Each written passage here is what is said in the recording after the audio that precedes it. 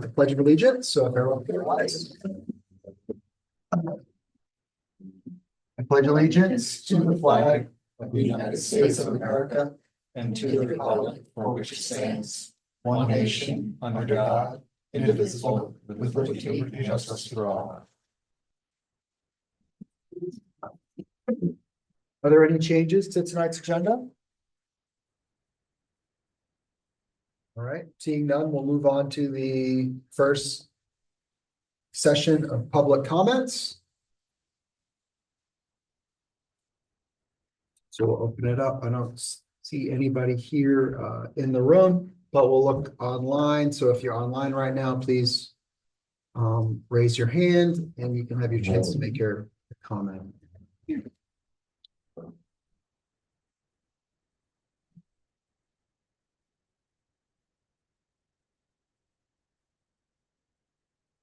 And I'm not seeing anything.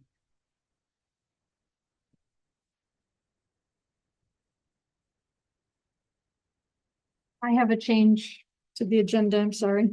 Okay. We do not have a spot on our agenda for our student rep to speak.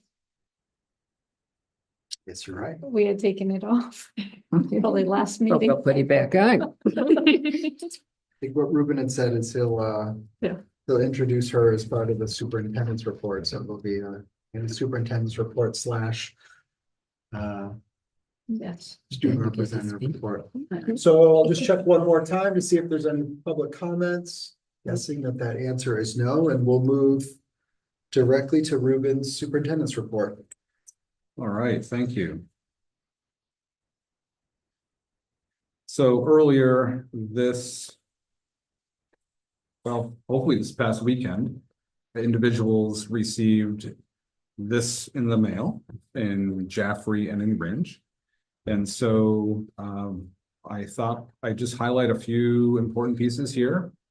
Several things that we've had a conversation about at this board meeting. New school year, partnerships are still on a high level of priority to continue to improve our partnerships and create new ones. And as we do that, we keep on finding that we develop good programming.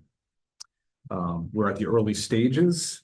I've talked more specifically within this first part right here, and then later on in this document, that this partnership with the town of Jaffrey, with the Rotary, with the Jaffrey Community Center, also potentially a food bank in Jaffrey. Also, we're working with FPU as well. I got some emails out trying to get individuals, learners, students over there who are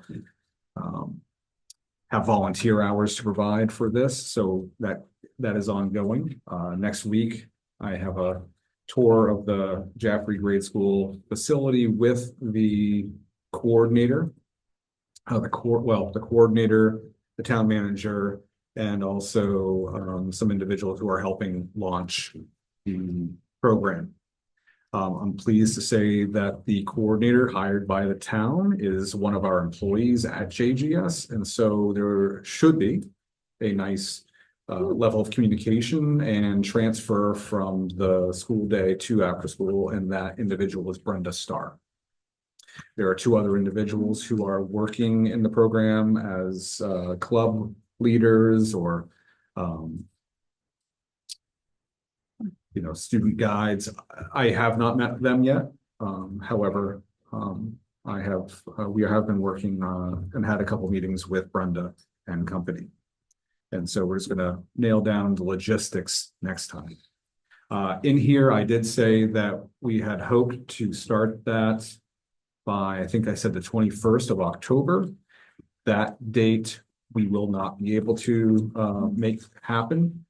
We could probably make the 28th, the following week, happen right before Halloween. We did not think that was a good time to make a start. So November 4th, the Monday, November 4th is the hard start time for the after school programming over at Jaffrey Grade School.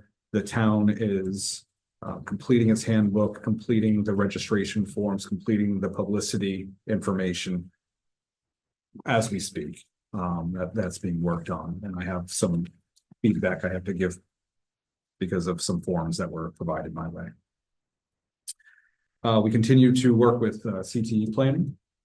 We had a fairly lengthy presentation last time about this, so I don't think we want to go too far into that, but that we are continuing on with that. We gave some information when I originally wrote the financial return section here. It was about double that because I wanted to explain where all the funds were coming from and so forth, and really just decided let's make it shorter and provide some information. If people want more level of detail, we're certainly happy to be able to provide them with that or talk to them, set up a time, the meeting time, but also come to our budget sessions. We have very open public budget sessions, and they're very specific and have a lot of information. And we provide people with answer a lot of questions. This right here, we've talked about this. You've seen this over the last couple of years. I like this one and the picture we chose here for a reason. And so this is our elementary schools and our secondary schools still continuing to come together. Nikki and Deanna presented a couple sessions ago for the elementary schools and talked about the arrows going the same direction. Now, I will also be the first to say that as a whole system, our arrows are still not going all in the same direction, but from an academic and philosophical standpoint over at the elementary and the secondary schools, they really are in alignment, which is really nice. And I put this tree here, this drawing, because this drawing came from my first day here in this district in 2015, when I met with, not my first day with teachers. I met with Jaffrey Grade School staff, RMS staff, and the two staffs. Actually, it was a middle school staff and then the high school staff. And we did some visioning. What did you want to see in 5 years? What did you want to see in 10 years? And I've shown some pictures before of the art that they came up with. This is specifically a piece of art from RMS. And I looked at it, and first of all, I knew the interior of this brochure was going to be black and white, so I figured it didn't need to be color, and this was nice and penciled. And if I enlarge this a little bit here, you can see that this is what those teachers, the group of individuals, felt like if we could, in 5 to 10 years, by the way, this is year 10, as a district, this is what we would see. We'd have the grade schools, we'd have the middle school, the high school, we'd have a focus on college and careers, CTE. Certainly, we had presentations at the end of last year about also our secondary or post high school enrollment in colleges and 2-year colleges, 4-year colleges, and so forth, increasing. Improving the physical space, improving the curriculum, improving the technology. At that point in time, we did not have one-to-one. We did not have a vertical or horizontal curriculum in the school district, which we do now have 6 through 12 very solidly, and is on a cycle now. And the elementary is getting there as well. And then collaboration. Everything we're doing is focusing on collaboration. Community support. I'm very proud of the community support. The community has supported the school significantly well in the last several years. Certainly, it hasn't always been easy, but they have stepped up. Creativity, interactiveness, differentiation, trying to make sure that we're doing things for all learners, for all individuals. And I thought, wow, we're doing this. This is what someone thought in 2015. Hey, this would be great if we were here. But all of these limbs of the tree, some limbs stronger than others, are there and are working together to, and I love the trunk where you have that, it's the arrows going in the same direction. They're all coming together, the grade schools, the middle school, and the high school, and the future of education for these kids. So, very neat. Gave some information about dates. Tomorrow is an open house here at this school, so just wanted to remind you about that. We had some nice open houses in the last week or two over at RMS and JGS, very well attended, really fun. They are more fun at the elementary school, I will say. The kids, zooming around with all their parents and showing them all their artwork and everything. It's really neat. It's really great. It's fun to be part of those experiences, but I think that it's fun to be part of the experience as these kids get older as well. And as we talk about kids getting older, as our learners, our students here, who are very involved, I have the privilege actually of working today with this individual over in the Little Oriole Center, as she's one of our employees. Jaden Bryan works for the district in that area as a temporary employee, has last year and this year, providing very necessary service for the school district and doing a really great job. Also are you the captain of the cheer squad, Yes. the spirit squad? Yes. And then you often sing the national anthem, just a couple times. You've met Jaden before. Yeah, just a couple times. You've met Jaden before, and she was voted in by her peers to be the representative to the school board this year. So I'm going to turn this right over to Jaden Bryan, who I believe is going to serve us very well here. Every interaction I've had with her, every time I've worked with her, has been a pleasure, and it has always resulted in a good outcome. Thank you very much. As Superintendent Duncan said, I'm Jaden Bryan, and I was recently elected as the student representative for the school board. I'm a senior this year at Conant, and I'm so excited to meet you guys and live up to my election. As he previously mentioned, I am captain of the cheerleading team. I also have a few other things, such as president of Educators Rising for Region 14 ATC. I'm the vice president of the National Honor Society and a student council member and all that fun stuff. And I also love working at the Little Oriole Center, making sure that our district staff members' children are properly taken care of. Essentially, I'm here to provide you all with information and insight regarding the student body. And my top priority of being here tonight and for the rest of the year is to ensure representation for all students, not just the ones that I can easily communicate with, like in my small circle. So I plan to do so via the use of verbal communication, as well as digital questionnaires for the students of CMHS, as well as frequent communication with staff members of JGS and RMS. So that's my little blurb.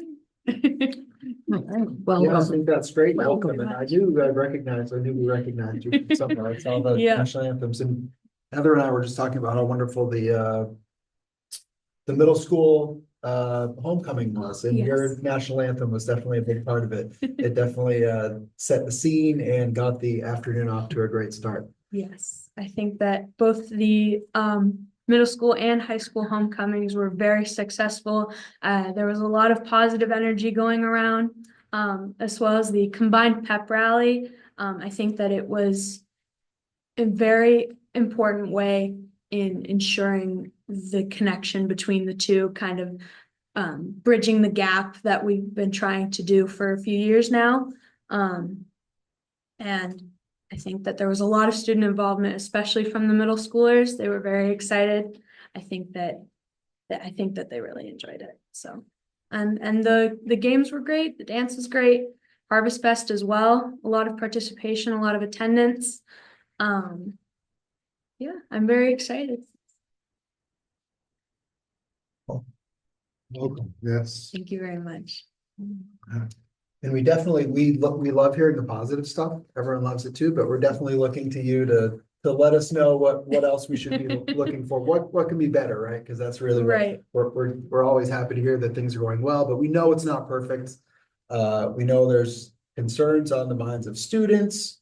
But we each, as you'll get to know us, we each have our own perspectives on it, right? We each get information from maybe certain groups. So I think it's great that we have a representative here that can be tasked with that challenge of, letting us know what we as a board, should be looking at from the student perspective. So we're looking forward to it. Thank you very much. Anyone else have anything for Jaden? I'm just glad that you're here and thank you. Yeah, it's been great. Thank We've missed having a student representative these last few weeks. It's nice to have someone here now. Excellent, Ruben. Oh, I do have something for Ruben. all right. Thanks for it. I thought that this was, I think this is awesome. Oh, nice. Congratulate you. Mhm. Very proud to have this as a document Yeah. communicating about our district and things going on. You know, you mentioned that one section you had drafted it longer and then you decided to cut it down. I think it's great because people can read it quickly. If they do have questions, there's opportunities to ask those questions, and you talk about some of those opportunities here. And nice job. Thank you. Anything else for Ruben?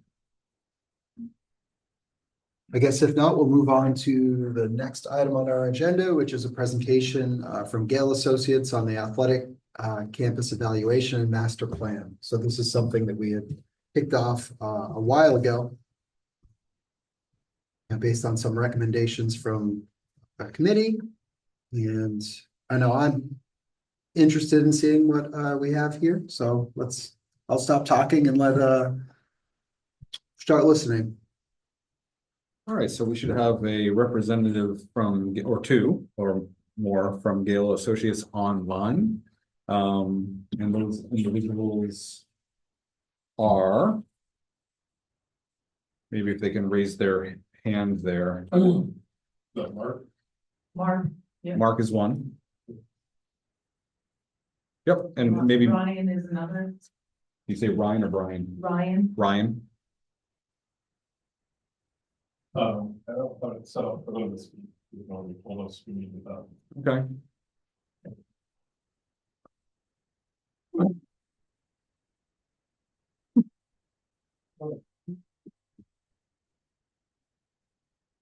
How best could we do this? Could we pause and make an adjustment, or could I send another link out? No, I was just taking it back in the. Yep. Okay, thank you.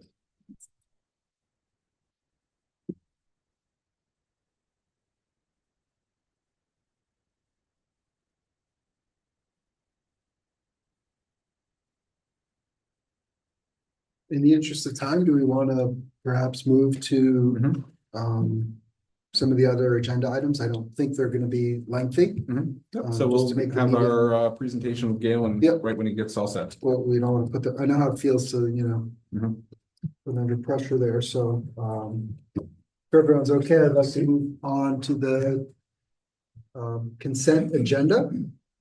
So this week we have manifests, budget transfer, a few donations, which we're always appreciative of.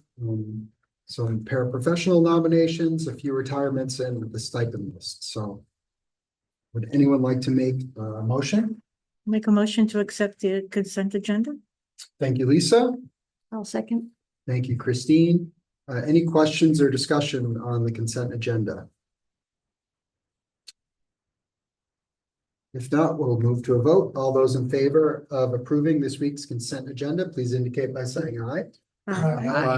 All those opposed and abstentions? So that passes 6 to 0. The next item is the approval of the September 23rd meeting minutes. I'll make a motion to accept the September 23rd meeting minutes. Thank you, Lisa. I'll second that. Thank you, Sandy. Any questions or discussion? All right, we'll move to a vote. All those in favor of approving the September 23rd, 2024 school board meeting minutes, please indicate by saying aye. Aye. All those opposed and abstentions?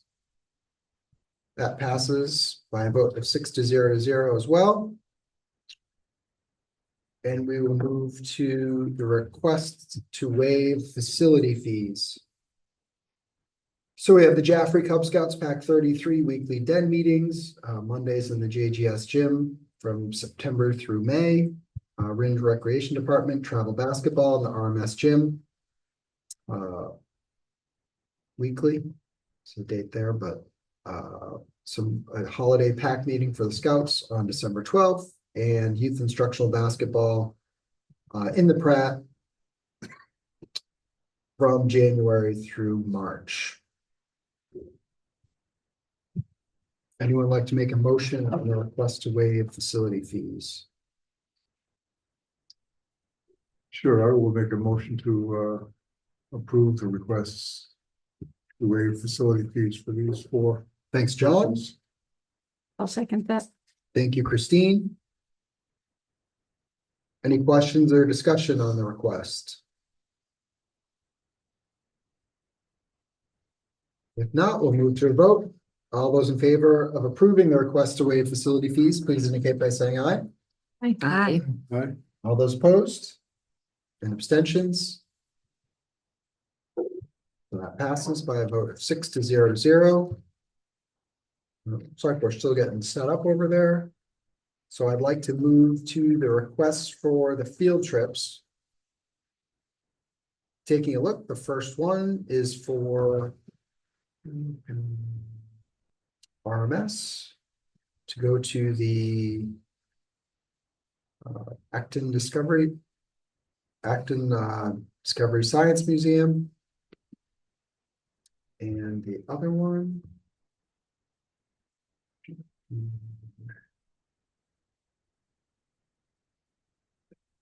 Oh, the Magic Is it Wings this one? Butterfly Conservatory in It's in the same way. Deerfield, Mass. My favorite places. There's another one.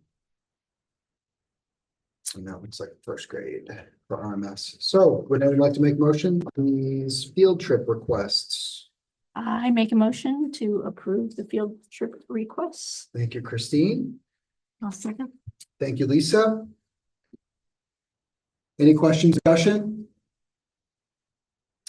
Okay, all those in favor of the motion to approve the field trip request indicate by saying aye.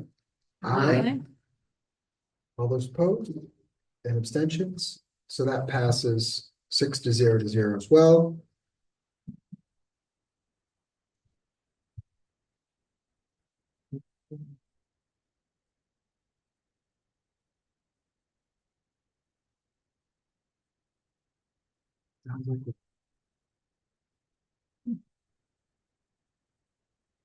I assume this mentoring handbook is a little bit more, it requires some discussion or I don't know what, you can start talking about. it, Yeah, I think the next basically item. we approved the mentor handbook last year. We had reduced it significantly from what it was before. There are a few changes that this year that are in yellow that we're proposing.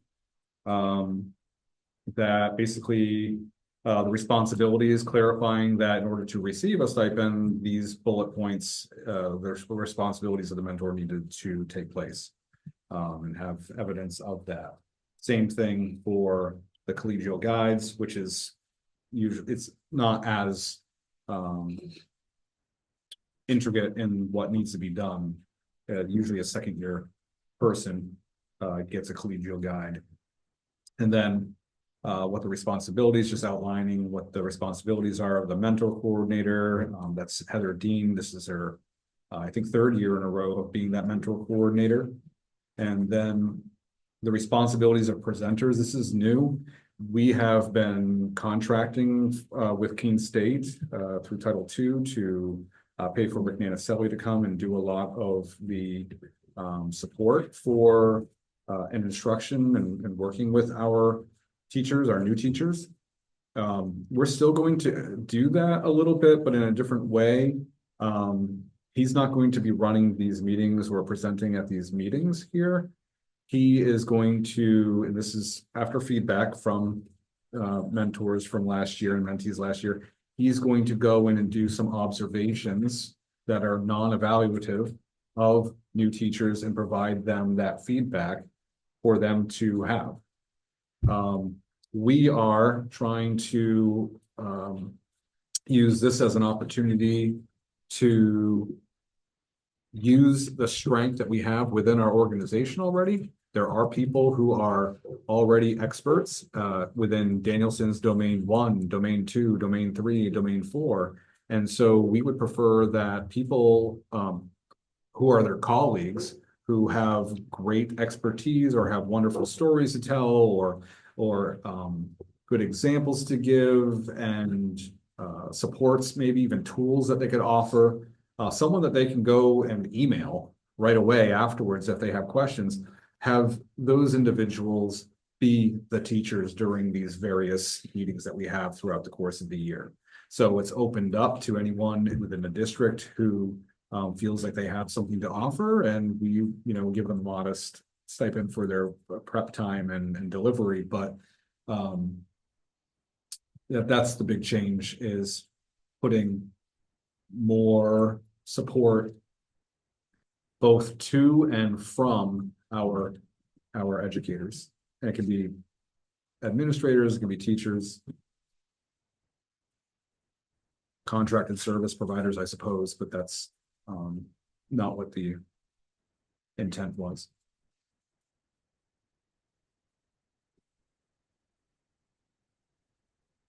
Motion to accept the mentoring handbook?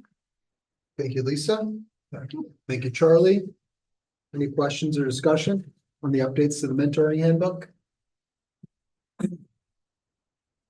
If not, we'll move to a vote. All those in favor of approving the motion to approve the revised mentoring handbook, please indicate by saying aye. Aye. Aye. All those opposed? Abstentions? That is approved by a vote of 6-0. Yes. That completes the action items. So brings us back to item 5, which is the presentation by Gale Associates. We appreciate you taking the time to scramble in the background and get that set up for us, and hopefully we're good to go. Yeah, good evening. Good evening, everyone. Can you hear me okay? Hi, Mark. Yes. Is this Mark? Yes, my name is Mark Noonan, and I'm the project manager for Gale Associates. Sorry about that. We've been on the call. We raised our hands to start our presentation, but we couldn't gain access. But it seems like it's figured out now. I have one of my colleagues on the phone on the call as well, Caitlin Bergosh. If she could be unmuted so that she could participate in this presentation, that would be greatly appreciated. What is that? Caitlin? Caitlin. And if Ryan Thackeray is on, and if Peter Spanos is on, it would be appreciated if they could be unmuted as well.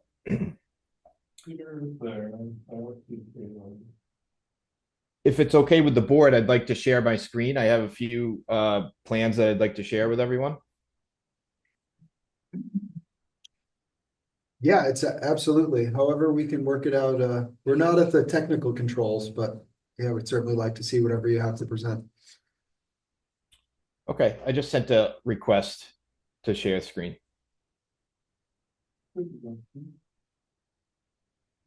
Is that going to be able to be presented up here? No, does it have to come up from your computer? You could log into the meeting. Yep, I can take this off and log into the meeting. Oh, I can log into the meeting. Yeah. Okay, log in. Sure.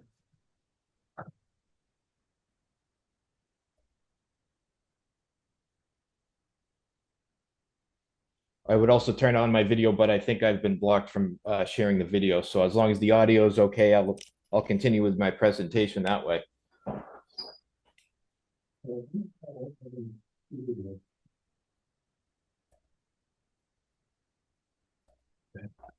That does not look right. Ruben, are you seeing that on your screen? Mm-hmm.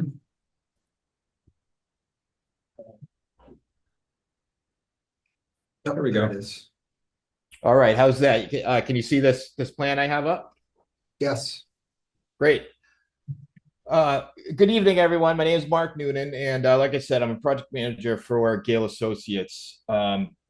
we did this master plan and presented it to the town back in August, and we're here tonight to give a condensed presentation of this master plan, highlighting some of the key components of it. And this is for several facilities around town that are looking for athletic upgrades to their athletic fields. When we got into this study, it was about collecting data, evaluating the conditions of these facilities, coming up with proposed options, and coming up with costs associated with these improvements. The 4 locations that we evaluated was first the stadium field at Conant Middle High School. And I'm going to give like a brief overview, and then Caitlin can help out with explaining some of the details of this project. Caitlin did a lot of the design and put together a lot of the plans that we're going to be viewing here tonight. So spot 1 was the Conant Middle High School, and we evaluated 2 options at this location. It was the track there is in need of repair, and we evaluated putting in a full synthetic turf field for the Conant Orioles to play on for option 1. The second was a natural grass field surrounding the new track. Moving on to location number 2, we evaluated the lower fields at the same venue. These fields down here are known to have poor drainage. The grades slope down to the lower fields, and we know drainage is an issue there, and we came up with 2 options for the lower fields. The first option had a synthetic turf baseball field over here on the left, and a natural grass softball field on the right. Option number 2 for the lower fields was natural grass baseball field on the left and natural grass softball field. These options, from what I understand, that the town is in need of a baseball field that can be used consistently. The drainage issues there are prohibiting the town from using it to its full potential. So these improvements are something that we included in our master plan, and think that it could be a great option for the town moving forward. The third location that we evaluated as part of this athletic master plan was the Ringe Memorial Field at the Ringe School. And these improvements here were a lot smaller in nature, a lot less costly. It was basically some dugout improvements, backstop, grandstands, clay infield for the softball field there, and some restriping of the current soccer field. The 4th location that was evaluated was an undeveloped parcel off of Route 202. This option, we came up with 3 options for this location. This one is the most costly. It is, this land has not been cleared. There's a lot of unknowns with developing this particular parcel to this full extent that we've shown here on these graphics. But it's something that we wanted to present to the town just in case that one to be evaluated someday. So when we looked at Route 202, very similar. We looked at synthetic fields. We looked at natural turf fields. You'll see that shown on these graphics. And the last one was just a condensed version of the synthetic turf. You guys are probably well aware of how popular the synthetic turf fields are now. They are more costly to install, but they can be played on, much later into the year. And the natural turf does not. The natural grass requires a lot more maintenance and cutting and things of that nature. So these are very popular. Gale has designed them at a number of schools, municipalities, and colleges, universities, and they're very popular among players. And it's a great option for the town moving forward. So I'd like to go back to the first option, which is the Conant Middle High School, which this one, when we presented to the town back in August, this was viewed as a high priority. This and lower fields were kind of the options that seemed to come to the forefront of the discussion. I think Caitlin, if she's on, or Peter Spanos, if he's on, might be able to speak a little bit more about the details of this particular design. Peter Spanos is the director of athletics here at Gale, and Caitlin, if you're on, maybe you could just give a quick update on what you put together here on this graphic. Yeah, hi Mark. Can everybody hear me? Yes. Okay, great. So as Mark said, yeah, I'm Caitlin, and I helped design and put together these plans for the concept plan and report. So I can just run you through kind of a little bit more on each option. So the idea kind of behind the stadium field option was to give the school more of like an event space where they can host events, graduation, or football games, soccer games, things like that. So the idea was to add some like athletic lighting, better parking, and just update the look of the field to make it look nicer and newer, and create that event space, maybe create that atmosphere of like a Friday Night Lights type of thing. That's just a huge thing for students, and just to have that opportunity and atmosphere in high school. So that is the idea behind the stadium field. So on this plan right here that you see, we've got the synthetic turf field with the logos and the lettering. We've got bleachers. So we added home bleachers there, and on the other side of the field, we've got like an away bleachers. So that it just adds to visitors and spectators and more of that nice atmosphere for game day. At the top of the plan, we've got the new parking lot, as I mentioned, just fixing that up, making it look a little bit nicer and a little bit easier to use and to flow. I believe there's about 65 spaces that we were able to fit in there. So if we want to move on to the second option for stadium field, Mark. Yep. So similar idea, we still want to make it like an event space, but this was just the idea of this was to make it a little bit of a lower cost option. So we've still got the home bleachers just staying there, not moving the bleachers or anything, just keeping them where they're at. So you still have the bleachers there that are already there. The parking lot, again, that was a big thing. We really want to update the parking lot and make that much easier to use. But going down to the field now, we've got a natural grass field. So it's just maintaining the field that's already existing, that's already there.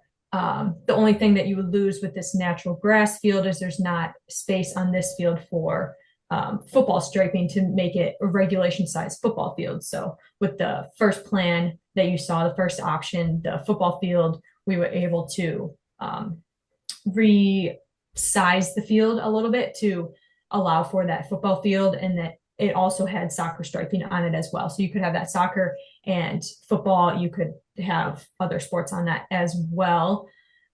With also this lower cost option, we did more of like a mill and overlay type of track surfacing. So instead of reconstructing the entire track, we're just scraping off the top, fixing any cracks or anything.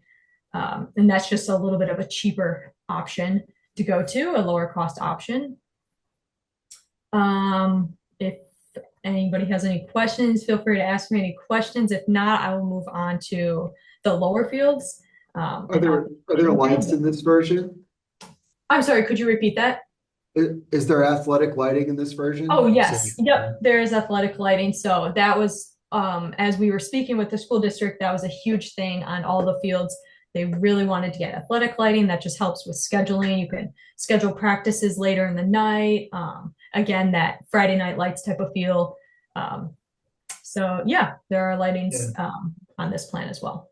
And I don't know that you're tasked to necessarily look at this, but certainly the parking needs, any sort of improvements. But did you see any opportunities to add even more space, right? Because we're talking about bigger events. the dirt, right, isn't good now. But even 65 spaces is probably smaller than what we'd want, right? Right, right. But Yep. I understand it's a difficult area. Right, right. And it was quite the difficult area. Not a lot of space to put parking spots there. But after speaking with the school district a little bit, I know it's a little bit further away, but up by like the school, the parking lots that are surrounding the school above the lower fields, they would utilize that parking as well. And once we move on to the lower field Okay. plans, you'll see that we created like pathways that could lead Oh, you that would be great. Yeah. from the parking lot down all the way down around the fields. It is quite the walk, but we would create those like pathways to get you from one parking lot to the other parking lot to the field, if that makes sense. Yes, yeah, because I know we just had a large event down at that field, and Mhm. no, it was a great event, but some of the comments were like, sure was an adventure getting down here, right? Which is understandable. Right. But we would like it to not be an adventure. Yep, totally understandable. Yeah, and I mean we could look into it more if this was something that the school district wanted to go through. We could try and squeeze more parking spaces in there, but it is a very small space to work with. All right, so moving on to the lower fields here on your screen. We've got two fields here, both, or not both of them, sorry. The field on the left, you'll see has soccer striping, and it's got striping for a 90-foot baseball diamond. That is a synthetic turf field. And another large request, top of the list request from the school district was to relocate the baseball field that is used for the varsity baseball team, their competition, to relocate it on campus instead of utilizing community field and Humiston fields that are off campus. So we've created this plan here to relocate the baseball field on the main campus. Synthetic turf field, it allows us to put those other striped sports on there, like field hockey and soccer. We've got striped on here.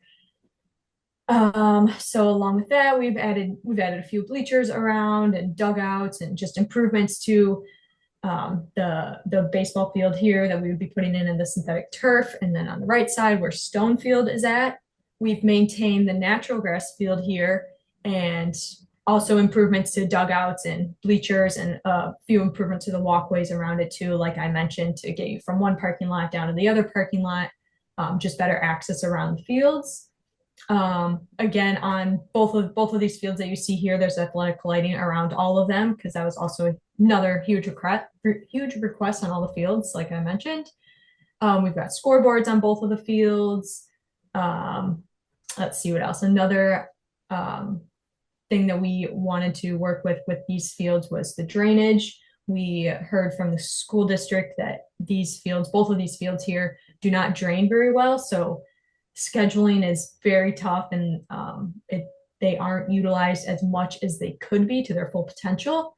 So that's something we would definitely work with, and we added into our cost estimate a bit to really work on the drainage of these fields, so to really get them to be much more usable and to ease scheduling a lot more. And athletic lighting will also help with that. And between these two fields, we've also added an amenities building, so it could have storage in there, restrooms in there, could be like a team store space or like a snack shack, like concessions type space, whatever you really would like to put in there, we could do that. So that is this plan. If Mark, you want to go to option 2. What would you typically do to address like drainage issues? What are some? So one thing we looked into with these fields is that we realized that the fields are quite low. And for these fields, we want to raise them a little bit. So bring in some material and to literally raise the fields up a little bit so that they're draining down. Because right now the wet land like area or surrounding the fields, it's just the water's raising up and then they aren't draining, if that makes sense. Hey, Caitlin? Yeah. Yeah, this is Peter with Gale Associates. I could jump Yeah, in here yeah, too. go ahead, Peter. So the question was how these things drain. So it's actually quite easy if we're doing a synthetic turf field because we utilize the stone. There's a quite a bit of free draining stone that's underneath the turf fields. And if you can imagine a 40% void space, we are storing quite a bit of water, stormwater, into the field footprint itself, and then controlling it that way. Uh, the fields, if they're natural grass or synthetic turf, either way, they're going to have a perimeter of perforated pipe and stone, a French drain, if you will. If it's a rectangular field, it runs down the sidelines. If it's a ball field, it runs down the baselines. And then in connecting into those are what we call little finger drains. They're either flat drains or small little 2 or 4 inch round perforated pipes, and they run the whole width of the fields, spaced every 20 or 30 feet or so, and they help it drain as well. So it all depends on how good or how bad the underlying existing in situ soil material is. That will dictate how fast these things can drain into the ground and recharge. But our goal is to try to get it to drain off the surface as quick as possible, so you're not playing on a soupy field come Thanksgiving game for football, or your early spring baseball and softball seasons, if that makes sense. Yes, thank you very much. All right, Caitlin, sorry to cut you off. I'll let you keep going. No, that's great. Thank you so much, Peter, for jumping in. Okay, so this option 2 plan is very similar to the idea of option 2 for the stadium field, where we have a lower cost option. So both of these fields are now just natural grass fields. We took away the synthetic turf field on the left and just maintain the natural grass, and we would do those under drains like Peter mentioned. But we would lose the striping of the lacrosse and the soccer field on that when we do a natural grass field on this left field here, because you'll have that stone dust like clay infield, so you can't really have a soccer field on top of that, if that makes sense. So you'd have kids running from grass onto dirt, so we just wouldn't want that. So that is the main thing that you would lose between the synthetic turf and this natural grass. But still, you've got improvements to dugouts. We've got bleachers, the scoreboards, the athletic lighting, got all that still in the plan, walkways. Another difference with this plan is we added in the middle between the two fields a 2-story concession stand. So that is just almost like a smaller amenities building, a little bit lower cost. Could have like concessions on the bottom, and then it could have a second story where I think it was mentioned in a conversation that maybe the school has a student-led group that likes to video record games. So that could be something where they could go up on the second level and record and tape games. So that is the idea with this field. Anybody has any questions, go ahead.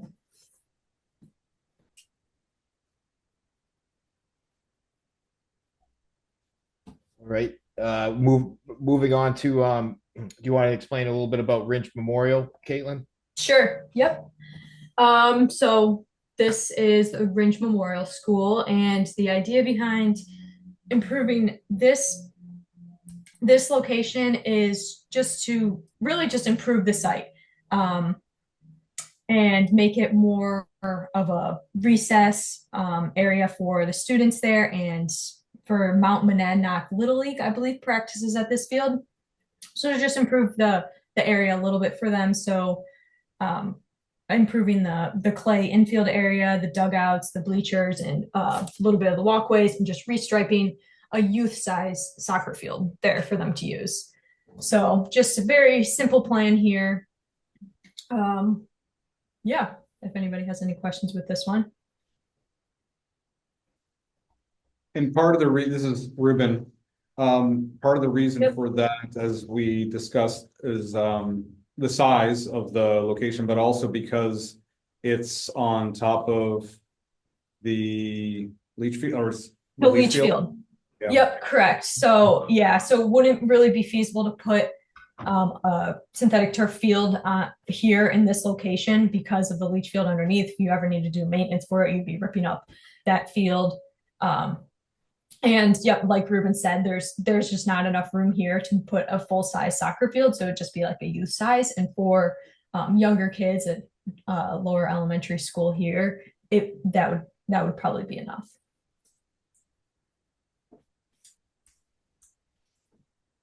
So that is Rinch Memorial School. Yep, Mark, if you want to move on.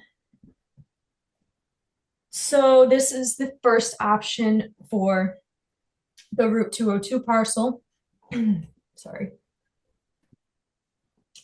So here, like Mark mentioned before, this is very just conceptual idea. We have no idea what this land looks like right now. I mean, there is probably just a bunch of trees there, and there would be a lot of like studies that would have to go into actually seeing if this is feasible or not, like a cost benefit analysis. But what we have come up with here for this plan is to just put additional fields into the community here. So we've got 3 fields, 3 natural grass fields here, parking lot, little plaza area with amenities building, a little playground. Really, we could work with you and see what you really need and what you would want at this site. But again, it would really need like a cost benefit analysis too, maybe a traffic study to see how feasible this land is, because we don't know exactly what it looks like. But this follows the same ideas of like new dugouts, new bleachers, scoreboards, athletic lighting. Same concept as the other plans. Yep, Mark, if you want to go option 2. Option 2 is basically carbon copy of option 1 that you saw there. It's just got synthetic turf field, so it'd be a little bit higher cost than just doing a natural grass fields. But it's the same plan: parking lot, amenities building, the 3 fields, softball field, baseball field, and a multi-purpose rectangular field. So same idea, just synthetic turf version. And option 3. And option 3, this would be synthetic turf option again, but could be a little lower cost because, as you can see, we've combined the baseball field with like a soccer field, and just a whole multi-purpose field down there on the right. So that would lower the cost of the synthetic turf. You'd be using less square feet of synthetic turf, so it'd be essentially cheaper. But same idea as the other 2 with parking lot, softball field, baseball field. You've got the same sports all in here. We've just combined the baseball field in the multi-purpose rectangular field. But other than that, same concept. So those are our 3 options for the Route 202 parcel. If anybody has any questions or comments.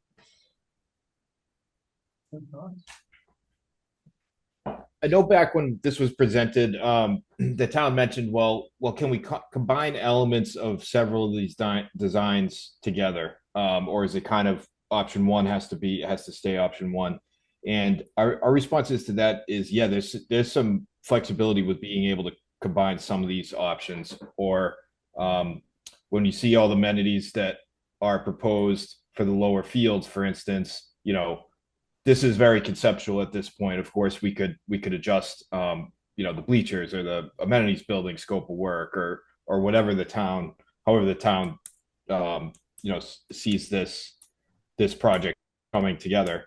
I got the numbers right here. So the master plan has a detailed cost estimate for each of these options, and it's laid out with different pay items, the cost of each element to the project, and the total cost. So just if people are wondering, when we look at Stadium Field option 1, we had that this is the engineer's estimate at the conceptual level. So, you know, it's built in with a pretty high contingency at this point. We had this one at 5.8 million. We had option 2 at 4.2 million for Stadium Field. And then for lower fields, we had option 1, 5.2 million, and option two, 2.1 million, which was the natural grass field with the pared down building and some other elements that help bring the cost down for this one compared to option one.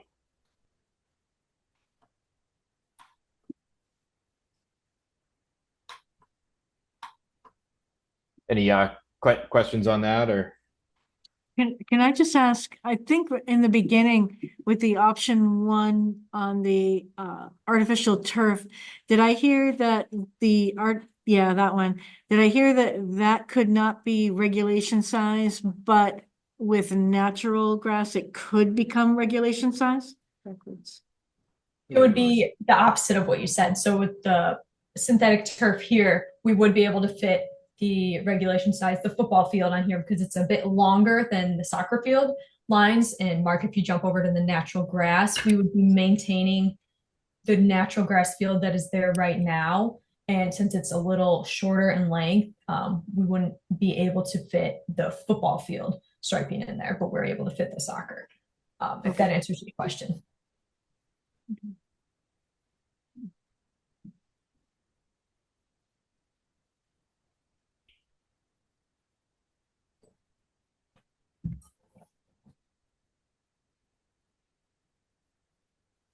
So it was the second, it was the lower field options.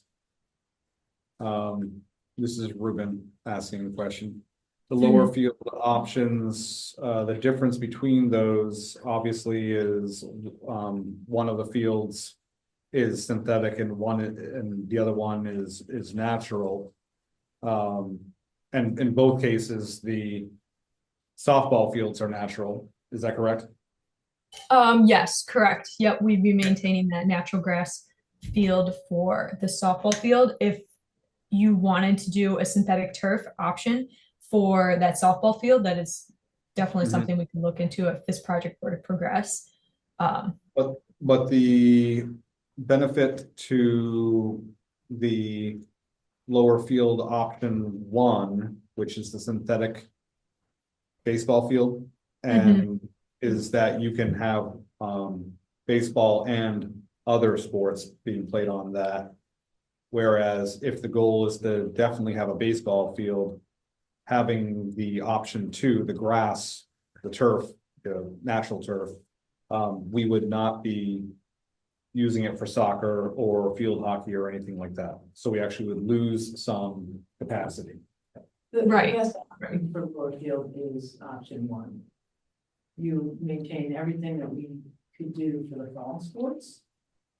But then in the spring, you pick up using it for baseball, which we can't do now. And then we still are limited in some of the things that we could do in the fall for our fall sports because of the water and the wetness. And it's also an issue for PE, and PE being outside more often is that they can't use lower field very often. For an example, on Wednesday, we will not walk through the fields to our national walk to school day. We will take them out the dirt parking lot onto 84 because it's always too wet, and otherwise kids are coming in and their feet are soaked for the day and those kind of things. So you can't, and that was one of the other reasons about pathways and those kind of things. There's very limited options when it comes to that area of lower field. So we lose that space, and basically we don't use it very often for anything in the spring, except for, when we have overload of baseball, we can send them out there just to hit fly balls or softball, fly balls and stuff like that. But lower field does not get used at all on the school level for any of our sports. Heather, I know Gail wasn't tasked with this, so I'm just going to ask you this. If we did any of these options, would we get a better cross-country course? Because I see this as like now lower field could be dry. I mean, is it possible that we could reroute so that we don't have kids running down that steep embankment with the rocks sticking out? Yes. And we had talked about that with Gail and just, again, it goes with the pathways, Just, but can we just hold it for a second? Do we need a microphone for, she could hear? Okay, thank you. All right. but that was something that we did talk about, was being able to use that, because that's the same thing. And everything would be level for, and for cross-country and everything, but the same thing, yeah, you know, with cross-country, the paths going there, you know, cutting through and stuff like that, and it's always usually soaked and whatnot, yes. Yep. And if I could just clarify for the board, I'm not sure if I misspoke the first time, but it's for the high school, option one, the stadium field, option one was 5.2, option 2, 2.1. And then for lower field, it was option 1, 5.8, option 2, 4.2. So I'm not sure if I misspoke earlier, but that was what I meant to say. Yeah, and we have copies of, we're looking at copies of your report so we can see these, and I think this is Great. pretty much just what we wanted, because I think we had, as a board, right, we need to know how to plan for the future of the district, and we know we want to improve these facilities, but you know, certainly didn't have a roadmap or any idea of what it would cost to do so. So I think this is, you know, just taking a quick look at it and seeing the level of detail, right? Down to like with the lights, it's the electrical work, I think it'll allow us going forward to, you know, have some discussions with the community and figure out what the priority is and how we can, you know, achieve our goals at a cost that'll be affordable to the towns. But the ultimate cost, I always speak up, is the best bang for our buck is actually getting use out of lower field. Nobody really complains too much. We have to maintain it. We've had water issues with Stadium Field, but nobody really complains there. We do have to redo the track. Everybody loves using it. We should ask for Franklin Pierce to help us with that. But I mean, the prior, if you would like to get the bang for the buck and use the land that we have for more sports and activities and even PE, lower field and actually having space to use that is the big thing. And then for even Stadium Field and there having lights, right? Yeah. And better parking. Yes. We have some members of, just like our presentation that we had last time, we let members from the public ask questions. That's something we can do, Yeah, absolutely. either online or present in person.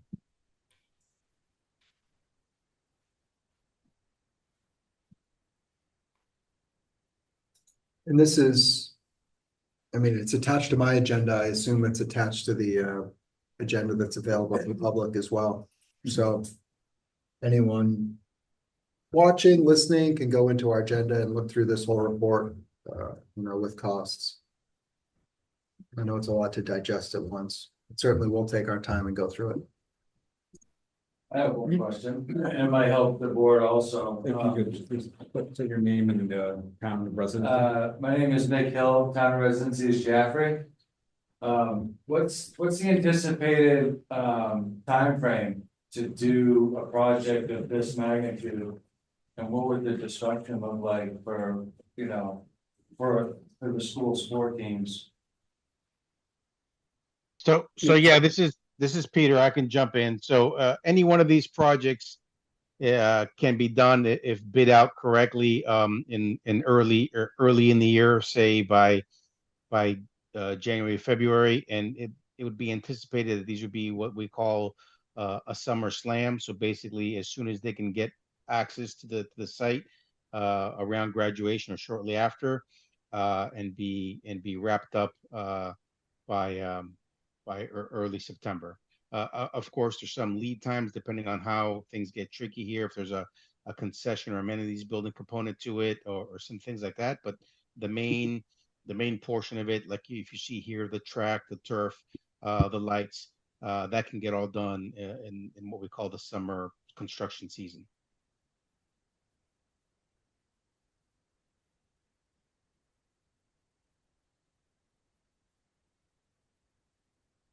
Might be able to start sooner on lower field, anything you wanted to do with lower field because of the lack of use anyhow. Yeah, that's what I was thinking too. Yeah.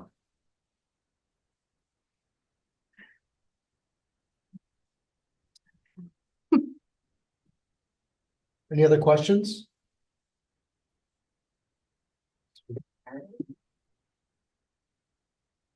Do we, how do we know beforehand if we get the drainage right? I mean, that's the main reason we don't use lower field, and it seems like, how do we know if this is gonna work? Has this been done somewhere else with such a wet field? Is it something that we can see and visit? And I know I asked this question before in one of the earlier presentations, but, you know, are we going to be draining? If we have a blizzard and a large snow melt, are we going to be creating a problem draining water into the wetlands? So again, this is Peter again. So whatever we do for drainage, we're gonna have to permit this, right? So we don't we design these and model these systems, whether it's a parking lot or a field or a turf field or natural grass. We do not allow for an increase in the rates of the stormwater flows than the existing conditions. So we would model this, and when we design this, it would not be it would be a betterment or at the same level of discharge into the wetlands. We would never increase flows to the wetlands, and we achieve that easily or easier, I should say, not easily, easier if it's a synthetic turf field, because we can take advantage of all that, like I said, all that void space that's in the stone. If it's a natural grass field, we would still do something similar. We would have to get a little bit more creative with sizing of our lines and our kind of underground storage areas with pipe and stone, but it would be the similar thing.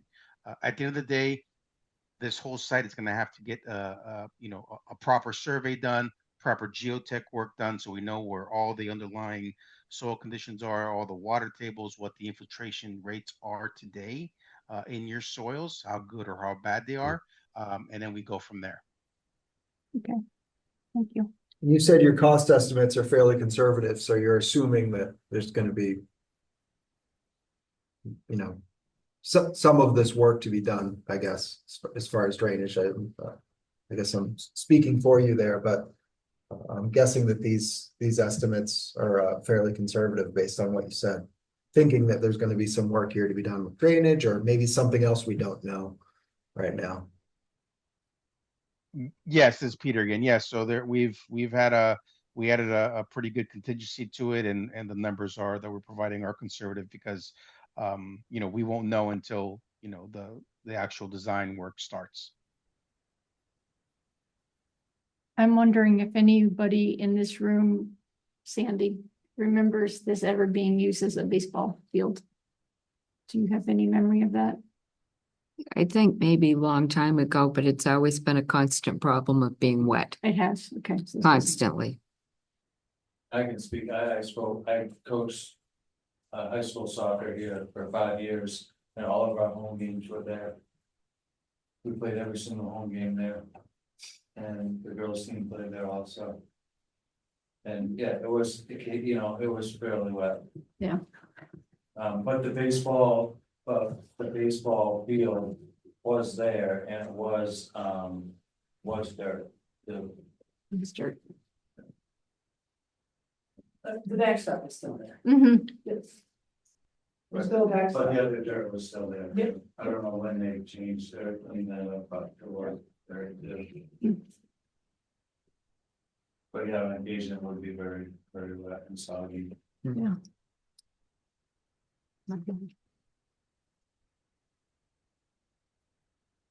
And when my dad went to school here, he said they did have baseball down like that field, so Okay, that was 50-something years ago. Yeah. But again, they have the pathways too, it's kind of an all-encompassing complex, right? And, I just. Chris can talk about it, and we are trying to use our fields and our space as much as possible because we have so many kids that want the opportunities, so, you know, I know we can still fill them too, it's not gonna be like this wasted space that we're not gonna have, people participating and playing on. Yeah, I think if you look at the numbers at our middle school, I'm not as familiar with the numbers at the high school level, but if you're just being there, like in a middle school soccer game, I think there's like 30-something kids on each team. I know the field hockey team as well. And I know that baseball is so huge in the community. It's not like we usually have difficulty, fielding baseball teams. So it's something that, right, just what we can see in the data is important to the community, and we know how important it is to even educationally to keep our kids connected to the schools and involved and doing these positive things after school. So these all look like good options. It's just a matter of figuring out, to me, what we might want to present to the taxpayers as far as the most prudent path forward.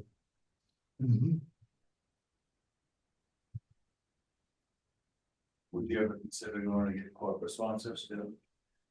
I think we would consider for everything, certainly any funding. And like at our last meeting, we talked about CTE, right, for career technical education and how we're going to fund that. So yeah, I think it's smart for us to go forth and whatever funding we can get to support it, because there's benefit. When I talk about CTE, right, it benefits plenty of the companies around here. When we talk about athletics, there's certainly many companies that are interested in supporting athletics. So yeah, I don't know, would anybody object to that? Probably not. I don't know how we go about it, but certainly, yeah. oh, I know, to think about, we already have the Pratt, I mean, it's named after a family.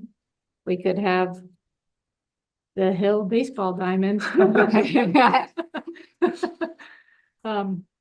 Or the whatever, right? It would be amazing, and it would be an honor to people to have their names on fields that would be played on for generations. I mean, that's the other thing to think about is, I know we think about these numbers and it's like, but this is generations that would play on these fields, and it's setting up a pretty cool future. Not just for the kids coming up through grade school and the middle school, but their children and their grandchildren would play on these fields, just like Nick, you talk about your dad playing on these fields. I mean, it's pretty cool.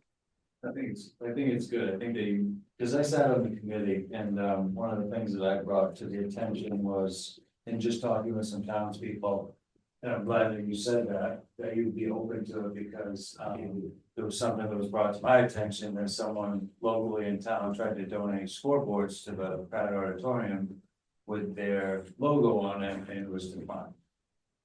And so I just, that's why I brought that up, just as far as like corporate sponsors. Because obviously if they invest in it, then they'll want some sort of, whether it be a scoreboard and have their logo or have, so it would be nice to just consider it. Yep, we'd have to review our policies about that, and Probably build a new one. Yeah. And again, I'll bring it up, we just had homecoming, but even last spring, we had more middle school students here for a track meet than the track meet that I oversold.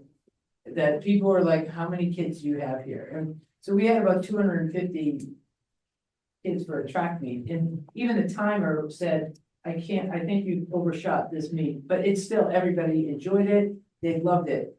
The other thing about having facilities like this, that we can host these, that is a betterment to this area. That means restaurants or other things are being used. I mean, it's generating revenue for other people in the community too. that we're bringing these teams. There's, if you left the meat, like McDonald's made a fortune, but you know what I mean, but that is a key thing. And they had already bought concessions from us, but I'm just telling you that these kind of facilities though, and what we're providing to our students.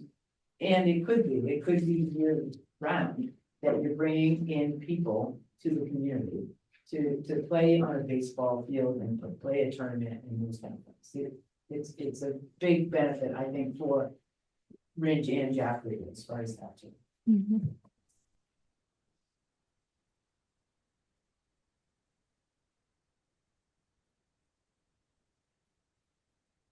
Any other questions on the field design from Gail?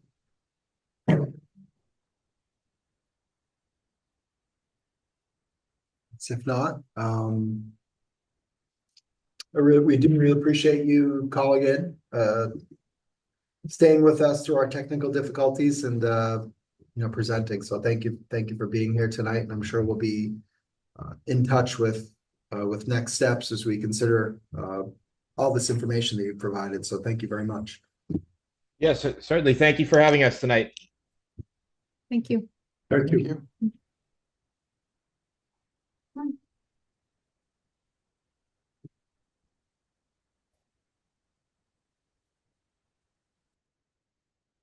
It's weird. Interesting. Yeah. Yeah, so I guess to close that out, I think as we're quickly entering budget season type of stuff, and I know we have a lot of things on our plate, but this is yet one more thing that we need to at least fit into this discussion as far as long-term planning for the district. Certainly now that we have this, I know there's a lot of other things, but it's got to fall somewhere.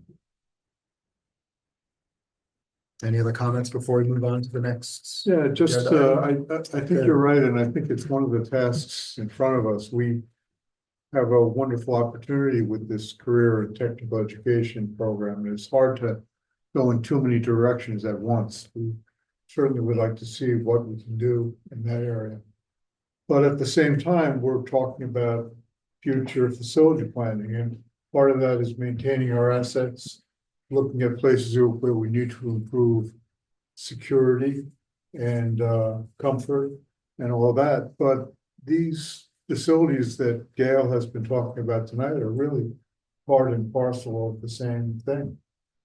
And what we've decided we want to do is talk to the community about the decisions we've made in the past and what our decisions are going forward. And I think it's been a great discussion about the long-term nature of these fields, how they will last for a long time and serve generations of kids.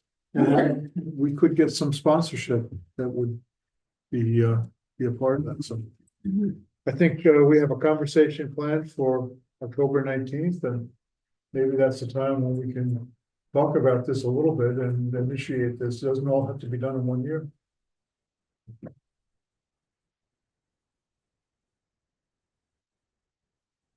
All right, if there's nothing else, we'll move on to board committee updates. That's where we're at. I'll start down with Charlie. Any board committee updates? I don't have any board committee updates. All right.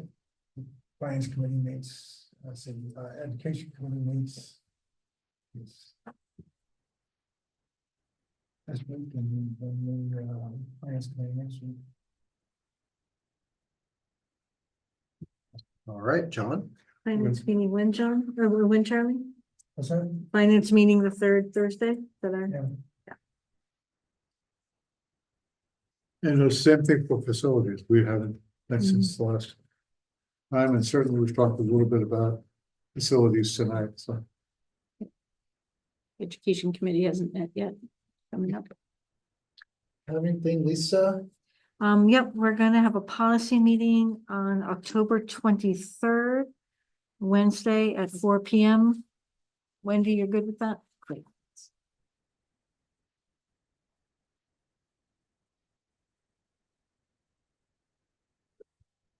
Okay.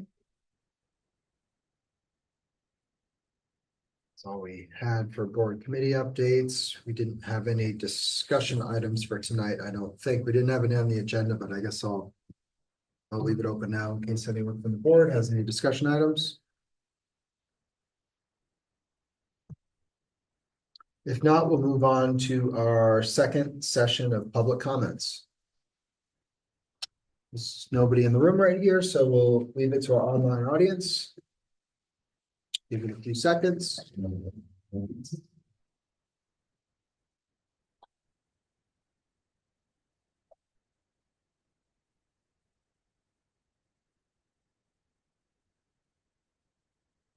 Sip of water.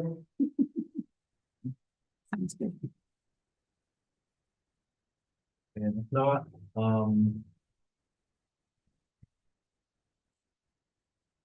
move to board matters. So what we have listed here is the New Hampshire School Board Association Delegate Assembly is going to be Saturday, October 19th. We have a lot of things happening on that day. We have our facilities walkthrough, but Lisa, as she did last year, has volunteered to attend the delegate assembly for us. One of the things she'll be doing is presenting for us for the School Board of the Year Award. So I know I sent out an email. I still owe some time to work on it. And I think we promised it to Lisa 2 weeks in advance, so we're already late. Yeah, she's sitting right here, so I'm more motivated to help out. And maybe we can discuss offline if there needs to be like another hour meeting to finalize things, or whether we're going to be able to do this in kind of an offline manner, but we can figure that out over the next few days, I think. The other item, and I know we discussed this last time as far as the discussion of resolutions. I don't know, Lisa, if you wanted to. Sure. Yeah. I'm just thinking in that PowerPoint you make for me, just fill it in with a bunch of cats, Okay. bunch of cat tacks. Videos of cats playing with Good. arrows and cats. Arrows and cats, Cats chasing but arrows. not like arrows.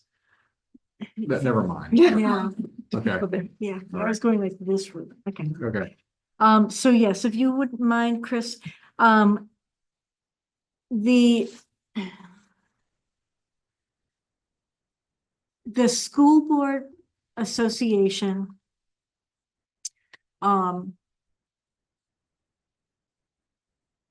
sets direction by what the school boards propose and agree to. And that direction is what they take to legislature and to the Commissioner of Education and say, this is what our school boards and our governing bodies, this is the direction we want to go in. They are not legislative action. They are recommendations and voices, and so everything that we're going to talk about isn't if we talk about having wanting the School Board Association to promote free breakfast, that doesn't mean we're getting free breakfast. I just want to make sure the public kind of hears that.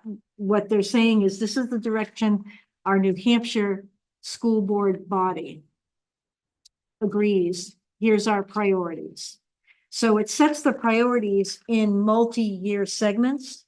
So the first part of the voting is going to be to look again at the 2023 resolutions that people agreed to and reaffirm those directions. So I voted last time with those. I voted with the school, with the input from the school board. I don't think we need to go through the 2023 resolutions right now. I think those will kind of be moved forward. I think we should focus on the 2024 proposed new ones and just talk about what should we, as Jaffrey Ridge School Board, what is our voice going to be? And when I vote, I will vote what our board says this is our direction. So is there a way we can get the screen back, or is that, okay. So there's a lot of convoluted language the first part, if we start at number 13 here, and again, they're not ordered by number, we're talking multi-year things. So the first part is the resolution proposed by a school district. Then there is a rationale often. Then there is the New Hampshire School Board Association's response. Sometimes they will simply say, we don't recommend this. Sometimes they'll edit it. Sometimes they'll let it go through. So the first resolution is submitted by Hanover and Dresden school boards. And what this resolution focuses on, I'll start at the fourth paragraph, whereas the state of New Hampshire has previously enacted anti-discrimination laws in 2018, protecting transgender people from discrimination in housing, employment, public accommodations, and schools. Therefore, be it resolved that the NHSBA supports and advocates for statewide legislation and local school board policy that affirms the rights of all students to participate in education, including school-sponsored curricular and co-curricular activities, free of discrimination and on the basis of gender identity. They have a rationale, and then the NHSBA's response is that it's similar to a previous resolution which was adopted in 2021. And what they want as an alternative is to include some more specific language that is in bold right there. And it says, supports equity and inclusion in all aspects of education, including curricular programs, extracurricular programs, and co-curricular programs. So just a clarity. This is something that the School Board Association already has on the books. This is just a clarifying language. So I would ask our board to make a vote on who would like me to vote yes to this alternative language, or no, or abstain. How are we feeling? Vote yes to the alternative language.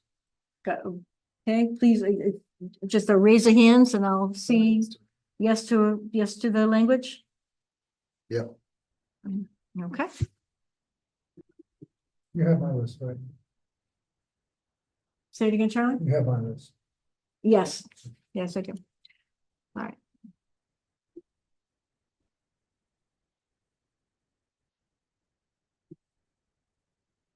Okay. Then going down.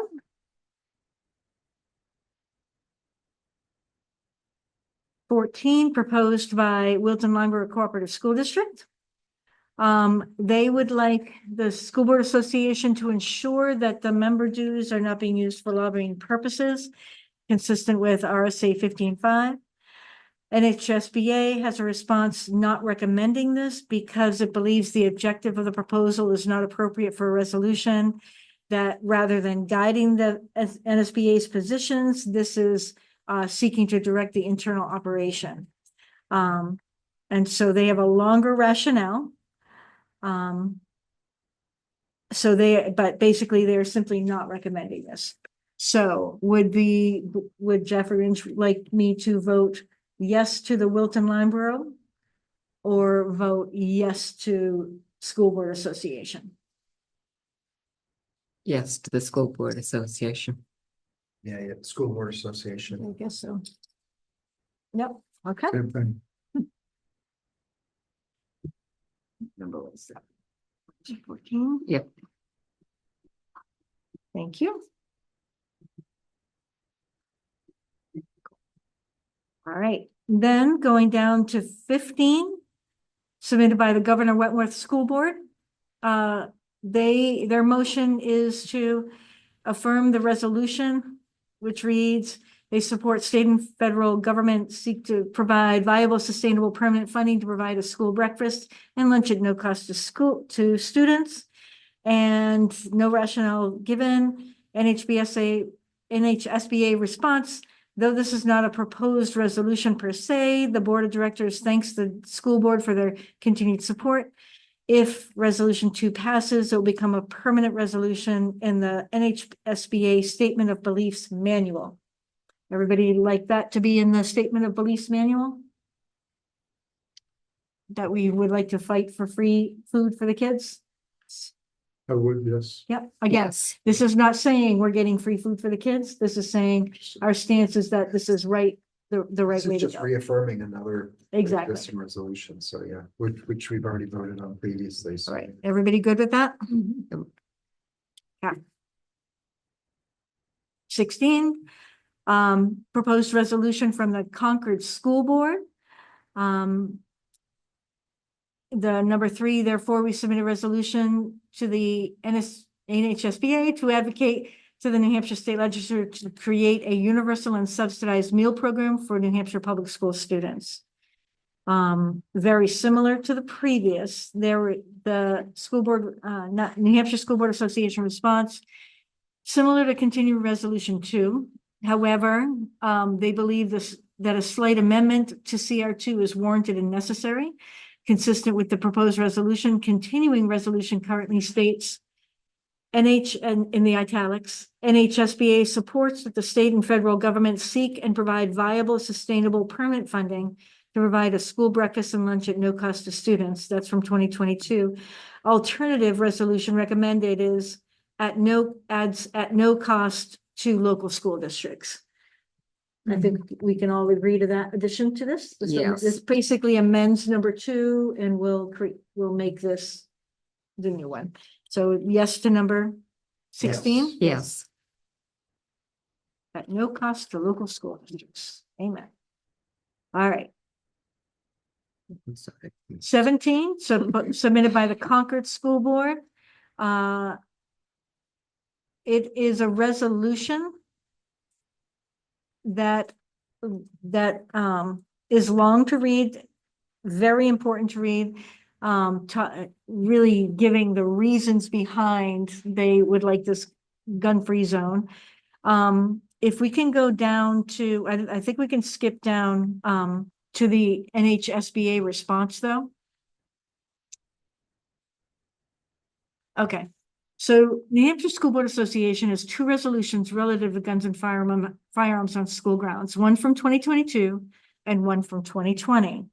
This proposed resolution is different, however, as it speaks to local law enforcement enforcing federal law regarding firearms on school grounds. They propose an alternative language, VI :G.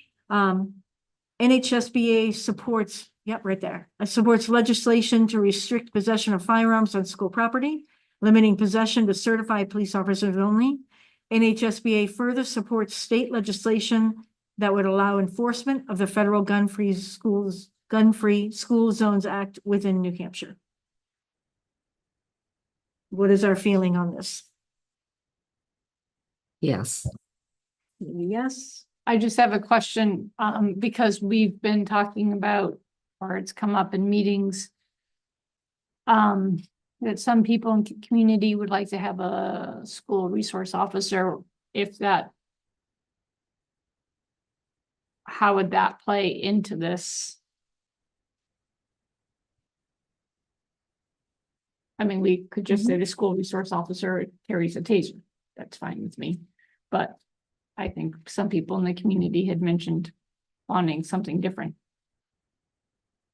And so is that a police officer? I'm just wondering how that plays into that. If we're going down this route and we're saying we support this, do we truly support it? So right now, all I can say about this is that right now we have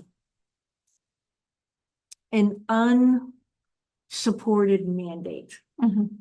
And so this kind of opens the door to support our local officers. Now, again, this is supporting legislation. So the conversation is here, but this is not like this is not saying, this is not actionable. Right. This is opening doors, or at least supporting the conversation for action. The resolution in 2020 says it's limiting possession to certified police officers only. So that language is already in there, that the resource officer cannot carry a gun. A lot of resource officers are from the police state Right. and they're certified Right. officers, yeah. Okay, yeah. So are we okay with this? Is that Yes. yes to this? Yes. No. Yes. Yes. No. No? Okay. So I have 2 yeses, 1 no. I didn't hear from you guys. Yes. Yes. Yes? Yes. And yes. No. Yeas have it. All right, almost done. 18 is submitted by the Oyster River School Board. And they're proposing that the state develop an equitable and sustainable tax plan dedicated solely to education for the purpose of fully funding a constitutionally adequate education for all students in the state. And they also have an edit. The NHSBA proposes that the state develop an equitable, sustainable tax plan dedicated solely to public education for the purpose of fully funding a constitutionally adequate education for all students in the state. They have a rationale. NHSBA is that they support the intent and purpose of the proposed resolutions with minor modifications. They propose that they change it to not just public education, but public schools operated by local school districts. And they propose, oh, nope, so it's just that. And then they have a rationale of just clearing up confusion of what constitutes public education. So. I think that resolution's contradictory. So they're saying that funding for public schools operated by local school districts, but then they say adequate education for all students of the state. It's 2 different things. Because all students of the state might not be in local school districts. Sure. But they do have access to a public school. I think that's what it's saying. Right, it doesn't say it there, but it's presumed that if every public school is adequately funded, then all students in New Hampshire have access to a constitutionally funded education. Right? She's reading it one way and I'm reading it another way. And I think that's actually really important because I felt the same reading this. I felt that this was too vague. I also feel like we're giving the state an unfunded mandate. Like we're funded by property tax. Until we can find a better solution, I'm not sure how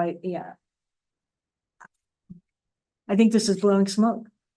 I get it that these are just our directions. I get that. And I definitely want a better solution to how our schools are funded. Absolutely.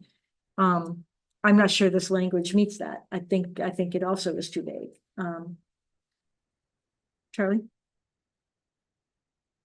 I support it. I think that the schools, New Hampshire School Board Association should, basically they're lobbyists. And we should go to the legislature and say, hey, this is what we want. We want adequate funding provided by the state. Constitutionally, they're required to do it. And we just want them to back up what they're constitutionally required to do. That's my 2 cents. Do you have any issues with them separating out the public schools by local school districts? I don't know what the purpose of doing that is, but I think the result is going to be the same. We're going to get something done with adequate education. Public schools operated by local school districts may not include public charter schools. Right. Right. Or private. Yeah, it would definitely isn't a private anything. But And it doesn't address all students in the state. except that all students would have access. So I read it the same way Christine does. That's the intent of putting it that way. But it doesn't cover vouchers and it doesn't cover charter schools.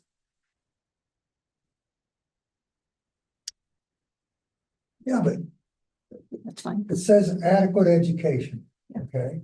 That doesn't mean the adequate education includes private schools or charter schools or anything other than a public education. I agree with you. Yeah, So I think it's just saying, get the funding right for this. Right. This base. education system that we've had in our state. Okay, We can worry about the other things later. all right, so how do we feel on 18? Yes. Yes. Yes. No. No.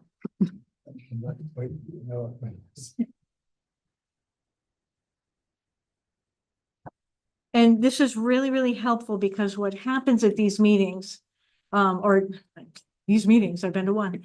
But what happened last time is all of these are discussed ad nauseum, like all of these go back and forth. And there's lots of amendments and lots of edits. So having these conversations is really helpful to me because this is the kind of conversations that they have there. And this gives me a better sense of where we're standing in our rationale. So I really appreciate you guys taking the time to do this now. That was 18. 19 is submitted by Oyster River School Board. I'm just not sure why the proposed resolution says New Hampshire School Board Association. Oh, I see what it If says. you look Okay. at the rationale, it says that Yeah, so this is related to Ed 306, the minimum standards. And it so doesn't apply back to in I'm sorry to March. Jump ahead. Yeah. Back in March, Oyster River School Board proposed this, but there's been many changes to the minimum standards. And the NHSBA does not support a resolution on it right now. This is not, there's been many changes since Oyster River put this through to the minimum, to Ed 306. Ed 306 has not been voted on yet. So they're not supporting it. So it's, I don't know. I think the School Board Association is saying it's difficult right now to say we don't agree with something that hasn't been approved. I vote no. Everybody agree to no? Yes. Yes. Christine? Correct, We yeah. do know. Christine is no for this Yes, as well? Christine is a Okay. no. Or you're Yes, with the New Hampshire School Board Association. Okay.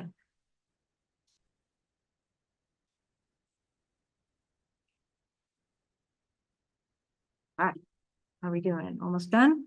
All right, 20 submitted by the Oyster River School Board and co-sponsored of the Hanover Dresden. And this is relative to to our very first resolution tonight, number 13.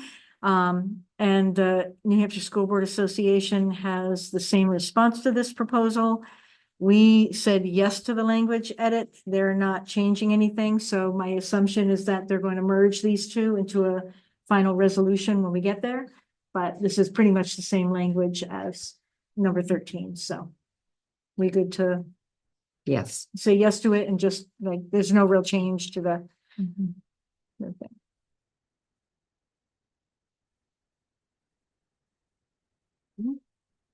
And 22 submitted by the Mascoma Valley Regional School Board. You skipped 21. I did skip 21. I thought I just did. Oh, no, I did 20. You're right. Thanks. Submitted by Hooksett.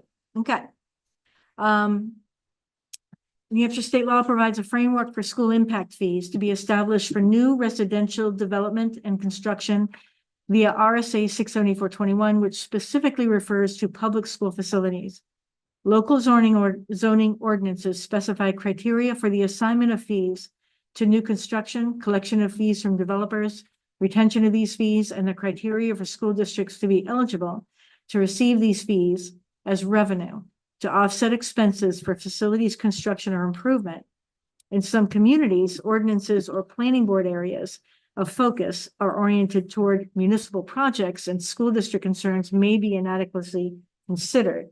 So their proposed resolution will advocate for laws governing impact fees to be updated to require local planning boards to revisit impact fee methodology, policy, and schedule at least every 5 years to ensure local ordinances reflect legislative or rule changes and consider other local factors and school district concerns.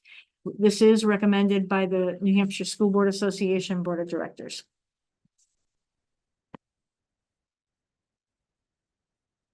Everybody like it? Yes. Yes. Yes.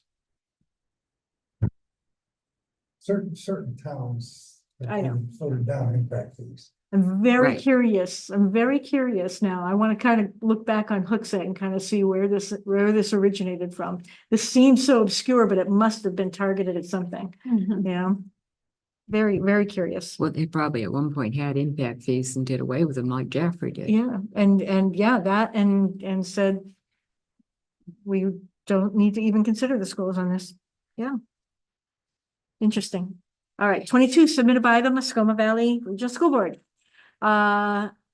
Proposed resolution, NHSBA will support legislation that requires the state of New Hampshire to fund the cost of the Youth Risk Behavior Survey for all middle school students in the state.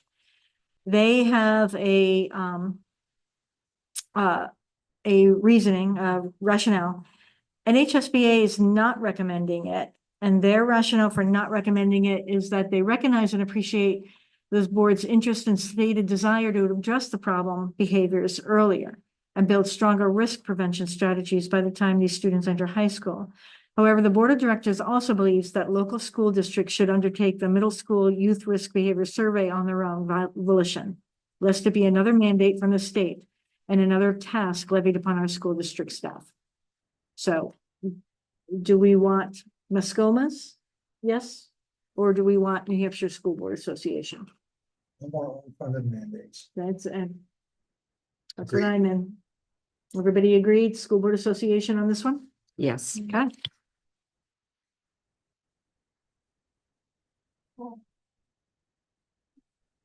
Yeah. All right. 23 submitted by the Keene School Board. Proposed resolution, NHSBA urges the New Hampshire legislature to repeal all laws that usurp local control in regard to materials found in public school libraries. Further, New Hampshire School Board Association urges the New Hampshire legislature to repeal all laws that usurp local control in regard to materials used to teach the curriculum established by the New Hampshire legislature, New Hampshire Department of Education, and local school boards. I need a mallet. All right. Tricky area, people. Guess which one I want to vote for?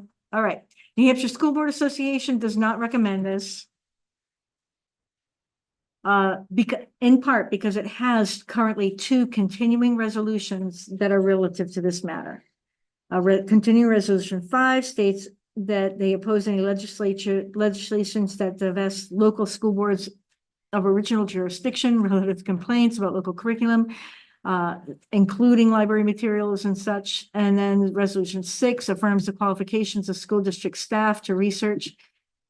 I confess I'm frustrated with this. I was there for both of these resolutions and they took library staff completely out of it, certified library staff completely out of it. As a certified library staff, I get frustrated that, you know, everything I did to get my school loans doesn't exactly matter as much as, you know, anybody else. So I feel like I have earned the right to be able to look at material and be a judge, but I get it. So New Hampshire School Board Association has 2 resolutions on the books. They are ones that could go further. I'm not sure that the Keene one could go further, but I think that the New Hampshire School Board Association has direction in theirs. So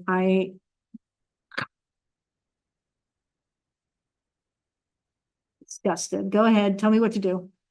I'll do it. None of you will be there to see. Lisa, can you, because you have expertise in this area, what is your suggestion in your reading in how the Keene resolution is different than the 2? Then 5 and 6.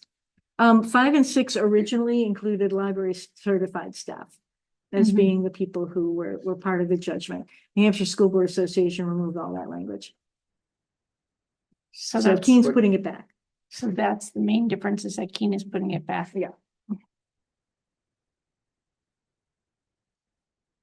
Why would they take it out? Where does it say? They're specifically saying public school libraries, where New Hampshire School Board Association kind of included, like they took all the language out relative specifically to libraries. They let one little library in, but that could be classroom library. This specifically is talking about public school libraries. Hey, it's okay. yes, it's an area, but honestly, this is not a fight that I think is gonna be here in 10 years. I don't. So. I think we need to protect our local school districts' right to choose what materials we have. I think we have to protect that, and that's their job. So I think we need to go with whatever language the School Board Association can move forward to protect local school boards' rights to keep materials that we believe our students need.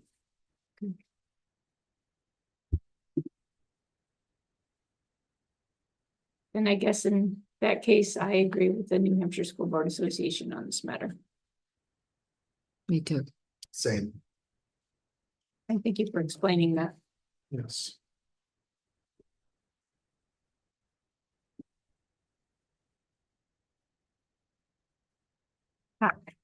Is that, next one, 24, submitted by the Keene School Board.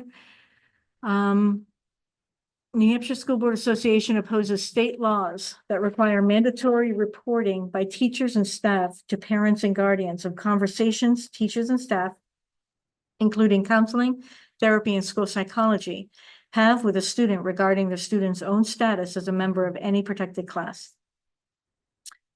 And the New Hampshire School Board Association is supporting alternative language. Their language is, they support legislation which prioritizes the well-being and safety of students, and while recognizing the rights of parents to make decisions about their children, also gives due consideration and weight to educators' professional judgment and their responsibility under the Code of Ethics for New Hampshire educators to always act in a student's best interest. So if you say yes to this, will it be to the alternative resolution? It would be to the alternative resolution. Okay.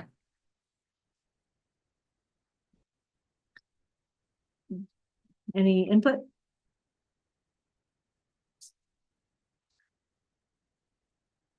I will give input if you'd like. Yes.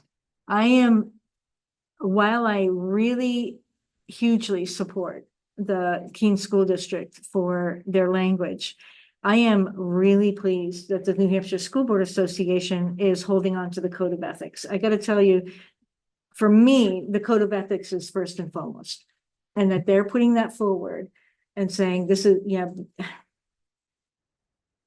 If everybody followed it, we'd be in good shape, people. Like, it's all right there. And so I feel like, they're making allowances and saying, yes, parents have rights, but we have to trust our teachers. We are asking our teachers to follow this. This is our mantra. I don't know what legislation's coming down the pike. We have new elections coming. I get it that this is a difficult time, but I really like that the Code of Ethics is what we're following. And I like that their language is promoting that and focusing that. So. If you go beyond that, going down a very deep hole. So, yeah, I agree. If you keep it at that level, Code of Ethics level, you're okay. Yeah, agreed. Yep. Okay. Yep. All right. You are getting such an earful tonight. I know. Wow, welcome to the school board. Oh, my goodness. It's a pretty cool session for you to be in, though. I agree. Really looking very forward. Mhm. Yes. Mhm. Appreciate you going through this, Lisa. I think it's been a good, I know we didn't do it last year, quite as formally, but I think it's important that As a board, some of these are drier matters, right? But they are important. Yeah. As we look at the future of education in our state, so I'm glad that you took the time to go through this and that you can, cast your vote knowing that you have our support. Thank you. I appreciate that. Amen. Thank you, Lisa. I appreciate that. Thank you. Okay, I don't think we have any other board matters. Oh, no, I don't have any. There's one item left on the I'd agenda. like to offer a motion to adjourn. Oh, John, thank you very much. I'll second. Thank you, Christine. All those in favor of adjournment? Please indicate by Aye. saying aye. Aye. All those opposed, and abstentions. So we are adjourned. I'm gonna pose something, John. Will you explain? I have this dread.